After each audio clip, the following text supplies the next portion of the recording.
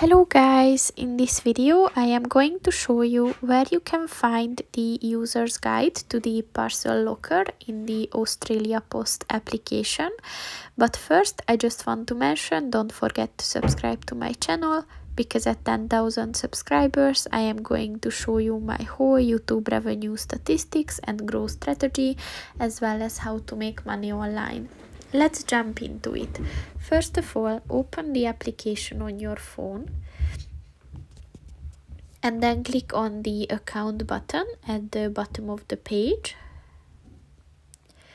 And then at the parcel locker addresses section, click on the information button next to the how to use a parcel locker button.